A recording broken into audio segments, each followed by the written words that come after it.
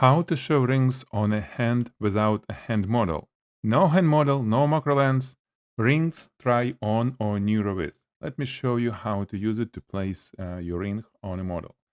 You select the ring, and the beauty of this is that ring doesn't need to be retouched. You can select even like this. Then select the model, female, male, size of the ring, finger, where to place it. Choose either lifestyle photo, close-up framing, or Glamour boost, or you can always add model reference instead. So for example, I'd like to have just, like model like this, and I want to be Glamour boost. That's it, generate. Here is our ring on a model. As you can see, the model is not exactly the same, and this is for purpose. Model will look like a reference image, but won't be the same. And if you want close up, for example, you can always choose a different hand and select close up framing and do the same.